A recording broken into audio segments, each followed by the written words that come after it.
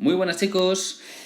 Bueno, pues vamos a seguir avanzando un poquito más en este apasionante tema 11. Ya habíamos hablado de los reyes católicos, habíamos hablado también del reinado de Carlos V y precisamente justo al finalizar el reinado de Carlos V es donde habíamos dejado la anterior presentación. Recordad que en el año 1556 Carlos V abdica, deja, para sorpresa de muchos, el Sacro Imperio a su hermano Fernando I de Habsburgo. Recordad que lo hace para premiarle por esa fidelidad que le había demostrado durante todo su reinado, y a Felipe II le deja el resto. Ojo, que el resto es muchísimo. Recordad que es toda la España peninsular, esas plazas estratégicas en Centro Europa, como podía ser Flandes, Luxemburgo, Franco Condado, esas zonas tan interesantes en el Mediterráneo como todo el reino de Nápoles, América. ¿Qué vamos a decir de América, verdad? Es decir, que realmente Felipe II se va a encontrar con un pastel inmenso para reinar. ¿Qué es lo que vamos a hacer?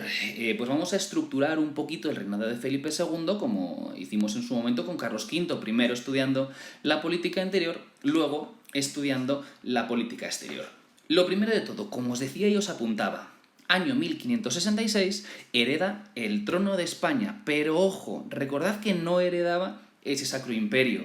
Esto para Felipe II va a ser una conmoción muy fuerte, porque él pensaba que su padre iba a ver en él, que era el primogénito, pues el digno heredero, digno sucesor para heredar todos los territorios que había tenido Carlos V, pero no lo va a hacer así. Durante los 2-3 primeros años de su reinado, Felipe II se encargará de dejar bien claro a su padre que él sí que era digno de ser su sucesor. Luego lo veremos un poquito más en profundidad. Una de las características que en algún momento os he comentado es que los Austrias eran reyes que tenían una forma muy particular de ejercer el reinado. Unían territorios, pero en muchas ocasiones les permitían mantener sus propias instituciones. Ya os decía en su día que la corona de Castilla tenía sus cortes, el reino de Aragón tenía sus cortes, Valencia tenía sus instituciones, Cataluña también tenía, por ejemplo, la Generalitat. ¿Qué es lo que va a intentar hacer Felipe II como monarca autoritario? Dar pasitos e intentar avanzar progresivamente hacia un mayor centralismo, es decir, acaparar poder. Eso, por ejemplo, se ve muy bien en algo que sucedió, bueno, pues más o menos a finales de su reinado, en el año 1591, que fue el caso de Antonio López. Antonio López era uno de los principales secretarios de Felipe II. Fue acusado de asesinato y entonces lo que hizo fue huir a Zaragoza y acogerse a los fueros de Aragón. Claro, teóricamente el crimen lo había cometido en Castilla, y entonces él se va a Aragón para que no pueda ser juzgado según las leyes de Castilla, y entonces contar con esa baza. ¿Qué es lo que hace Felipe II? Felipe II dice, vale, yo no puedo juzgar a Antonio López por su asesinato en Castilla, según los tribunales de Castilla, porque pues se ha ido ya por ahí, se ha ido a Aragón. Pero ¿hay algún tribunal que esté vigente en todo el territorio de la monarquía hispánica? Sí, hay un tribunal. Y ese tribunal es la Santa Inquisición, que tiene vigencia tanto en Aragón como en Castilla, como en todos los territorios de la monarquía hispánica. Entonces, lo que va a hacer Felipe II es juzgar a Antonio López por hereje. Claro, eso va a generar una revuelta tremenda, y entonces uno de los hombres más importantes del reino de Aragón, ¿vale? Lanuza, que era el justicia de Aragón, es decir, una de las cabezas de una de las instituciones propias de Aragón, se va a sublevar. Entonces va a iniciar una rebelión de Aragón contra, pues, esas tendencias centralizadoras de Felipe II, ¿no? Pues en Aragón se considera, pues, que Felipe II está violando sus fueros, está violando las leyes propias de Aragón, y está utilizando Felipe II la Inquisición para juzgar a uno que se ha ido a Aragón, ¿vale? Lógicamente, toda esa sublevación se sofoca, Lanuza, por supuesto, es ejecutado por Felipe II, que no se andaba con chiquitas, faltaría más, ¿vale? Otra cuestión importantísima, defensa a ultranza del catolicismo. Felipe II va a ser el prototipo del rey contrarreformista, un rey que va a hacer de la contrarreforma católica su bandera de actuación frente a todos los conflictos religiosos que puedan surgir en sus territorios. ¿De acuerdo? Recordad que a su padre, al padre de Felipe II, a Carlos V, le estalla la bomba luterana en su propio territorio. Y lo que no va a querer Felipe II, bajo ningún concepto, es que a él le pase lo mismo que le pasó a Carlos V. Recordad que realmente la cuestión protestante, la cuestión del luteranismo, fue quizás el único terreno en el cual pues Carlos V perdió. Y Felipe II no va a querer perder ahí. Para ello, ¿qué es lo que va a hacer? Pues reforzar el Tribunal de la Santa Inquisición. Vamos, faltaría más. Entonces él va a reforzar ese tribunal para que realmente juzgue a todos los herejes. Y luego, en el año 1568 va a tener lugar lo que se conoce como la sublevación de los moriscos, ¿vale? Se sospecha, recuerda quiénes eran los moriscos. Los moriscos son aquellos que teóricamente se habían convertido al cristianismo y por eso se les había dejado quedarse en territorio de la monarquía hispánica. ¿Qué es lo que sucede? Pues que se sospechaba que realmente no se habían convertido de verdad. Y entonces pues se llevará a cabo una campaña de represión brutal. Unos 100.000 moriscos serán o deportados o dispersados por otros territorios, ¿vale? Es decir, que bueno, pues ahí Felipe II intentará dejar patente que el catolicismo es la religión fundamental de la monarquía hispánica, ¿vale? Y luego, por último, importantísimo también, la anexión de Portugal, ¿vale? Felipe II se va a anexionar Portugal. ¿Por qué? Va a haber un momento en el cual, a finales de la década de 1570, va a haber un momento en el cual en Portugal no haya rey. Y entonces Felipe II va a declarar su firme voluntad de ser un candidato al trono. ¿Por qué? Nunca olvidéis que, bueno, pues Felipe II era hijo de una infanta portuguesa. Carlos V se había casado con una infanta portuguesa, que era Isabel de Portugal, y fruto de esa unión nace Felipe II. ¿De acuerdo? Entonces, bueno, pues que sepáis que Felipe II se va a anexionar Portugal. Hay un momento en el que Portugal dice, bueno, vamos a ver a quién eligen las cortes. Felipe II no se anda con rodeos, invade Portugal, vence en esa batalla de Alcántara que os pongo aquí y se anexionará Portugal. ¿Vale? Durante 60 años Portugal pertenecerá a los territorios de Felipe II. ¿Vale? Ya veremos que después eso, bueno, pues lo perderemos. Vamos a por la política exterior de Felipe II. Lógicamente, Felipe II va a heredar muchísimos de los problemas que ya habíamos visto en su momento que había tenido Carlos V en materia de política exterior. ¿Por qué? Porque Felipe II, aunque no sea emperador del Sacro Imperio, sí que va a ser uno de los monarcas más poderosos de toda Europa. Y entonces, claro, va a heredar muchas de las luchas por ser el rey más poderoso de toda Europa y también, por supuesto, en la defensa del catolicismo. Primer problema en política exterior, la cuestión francesa, ¿vale? La cuestión francesa. Recordad que eso no había quedado del todo cerrado por parte de Carlos V, ¿vale? Es cierto que Carlos V, bueno, pues fue capaz de ganar en sucesivas batallas al rey francés, incluso tuvimos preso al rey francés, recordad aquí, en la Torre de Lujanes, en Madrid, ¿no? Pero Felipe II realmente les dará la puntilla. E incluso esto lo hará Felipe II antes de que muera Carlos V. Esta batalla de San Quintín, que os pongo aquí, será fundamental. En la batalla de San Quintín, Felipe II conseguirá imponerse a las tropas francesas y Felipe II demostrará a su padre, que todavía estaba vivo, le demostrará que él realmente sí que era válido para el trono. Y claro, fruto de esta victoria sobre los franceses en la batalla de San Quintín, Felipe II mandará construir el monasterio de San Lorenzo del Escorial. ¿Vale? Entonces, esta batalla pues es tremendamente importante, ¿vale? Tras esta batalla de San Quintín, después habrá otra batalla, que es la batalla de Gravelinas, y ya al final les obligaremos a los franceses a firmar esta paz de Cateau-Cambrésis, que será una paz importantísima y que tendrá consecuencias fundamentales en las relaciones con Francia. En esta paz de Cateau-Cambrésis, España fuerza a Francia a que renuncien a Italia. Recordad que en Italia es donde nos estábamos partiendo el bacalao, ¿vale?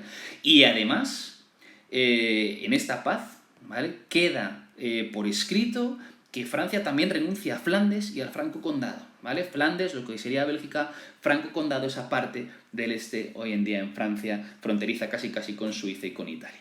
¿De acuerdo? Por lo tanto, será un momento culminante. Realmente Felipe II lo que hace es prácticamente finalizar con el conflicto de los franceses. Segundo problema heredado, el problema de los turcos, ¿vale? Recordad que el problema con los turcos era pues la hegemonía en todo el mar Mediterráneo. Fijaos que el Imperio Otomano dominaba todos estos territorios. La monarquía hispánica dominaba todos estos. Por lo tanto, la función o una de las principales finalidades del reinado de Felipe II, como os decía, era la defensa del catolicismo. Los otomanos, los turcos, eran musulmanes y estaban amenazando el dominio católico del Mediterráneo occidental. Y en ese momento será clave, como os pongo por aquí, la batalla de Lepanto, ¿vale?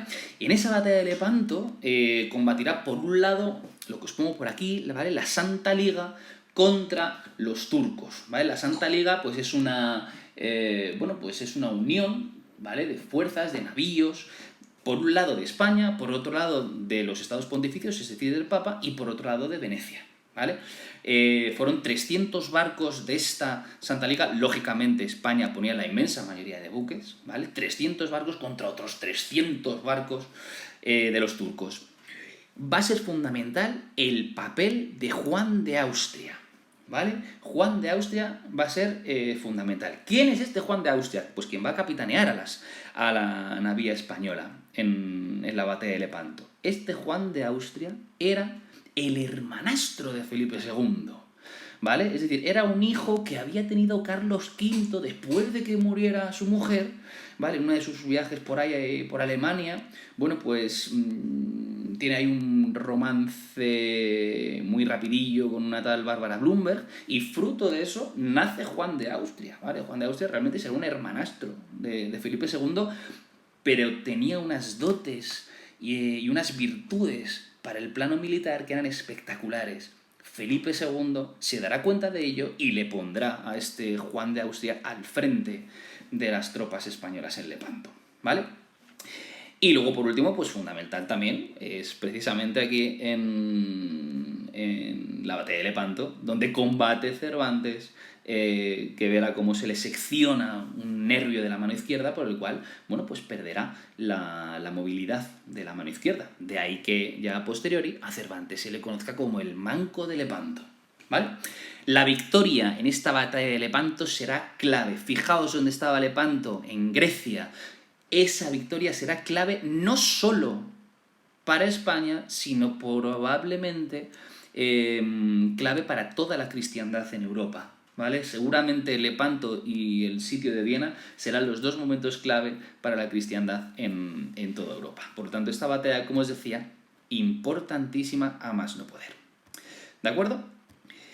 Después, la cuestión en Flandes, ¿vale? La cuestión en Flandes, en lo que hoy sería Bélgica, Países Bajos, etc. ¿Qué es lo que va a pasar ahí? Pues que las Provincias Unidas, que es la parte norte de Flandes, lo que hoy sería Países Bajos, Holanda, se rebelan en el año 1566 diciendo que son calvinistas, es decir, rebelándose contra el catolicismo que Felipe II defendía en Flandes. ¿Eso qué es lo que va a generar? Pues una serie de conflictos que van a desencadenar en esa guerra de los 80 años, desde el 1568 hasta el 1648, las tropas españolas, los tercios en Flandes, intentarán subyugar a los rebeldes calvinistas holandeses. 80 años de conflictos, 80 años de guerras, 80 años de batallas. Va a ser una guerra larguísima, va a ser una guerra que va a pasar pues muchas fases, va a haber momentos en los que parezca que las tropas de Felipe II se imponen, va a haber otros momentos en los que parece que vamos a perder. Bueno, supongo que os sonará a todos, ya lo veremos un poquito más adelante, ¿no?, el cuadro de la rendición de Breda. Ahí parecía que íbamos ganando, ¿no? Pero bueno, ya os hago aquí un poquito de spoiler. Al final las Provincias Unidas se van a independizar, ¿vale? Lo que es Países Bajos se acabará independizando haciendo del calvinismo la religión imperante en lo que hoy en día sería Holanda. Y luego, por último, Inglaterra, ¿vale? Inglaterra, importantísimo todo lo que sucede en Inglaterra. Es interesante que sepáis que hay un momento en el cual, antes incluso de ser rey de España, será rey consorte de Inglaterra, ¿vale? Porque se casa con María I de Tudor, ¿vale? Entonces, bueno, pues ahí hay un momento en el cual Felipe II es incluso un poquito rey de Inglaterra, solo que después, ya con el ascenso al trono de Isabel, que va a ser protestante anglicana, pues ya es apoyar a los rebeldes anglicanos y entonces perderemos las buenas relaciones con Inglaterra, así que eso al final va a desencadenar esto que es archiconocido, la Armada Invencible, ese gran fracaso de los navíos españoles que partieron hacia el norte para, bueno, pues para intentar asestar una puñalada importantísima a los ingleses, ¿vale? De 130 barcos que salieron solo volvieron los 66, de 30.000 hombres realmente solo volvieron 10.000. Lo único que ahí hay que desmitificar un poquito las cosas. En la tradición inglesa pues se dice que los buques españoles fueron hundidos por los buques ingleses. Realmente fueron las tormentas y las malas maniobras las que hicieron que muchos barcos nuestros se hundieran. ¿De acuerdo? Por último, quiero que os quedéis con la imagen de este mapa. Estos son todos los dominios que llegó a tener Felipe II bajo sus pies. Fijaos por un lado en Europa.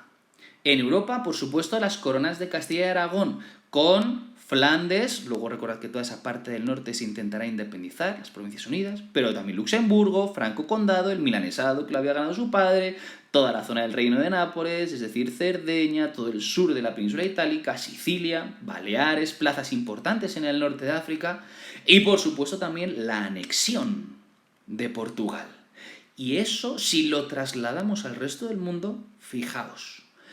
Por supuesto, América, el Virreinato de Nueva España, Virreinato del Perú, por supuesto las Canarias, por supuesto Filipinas, que las tenemos aquí, pero claro, con la anexión de Portugal en el año 1580, no nos anexionamos solo Portugal, chicos, nos anexionamos también Azores, Madeira, Cabo Verde, todas las factorías que ya habían casi empezado a ser una especie de colonias en África, tanto en África Oriental como en África Occidental, y la costa de la India, y ojo también, la costa de Brasil.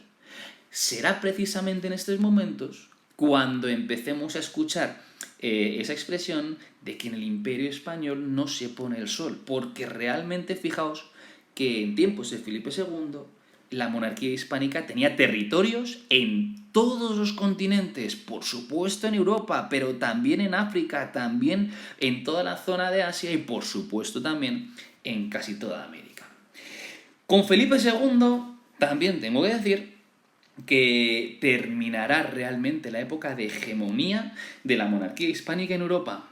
Carlos V y Felipe II son los Austrias mayores, son los Austrias con los cuales la monarquía hispánica será dominante en Europa y por supuesto también en casi todo el mundo. A partir del hijo de Felipe II, con Felipe III, las cosas ya van a empezar a cambiar.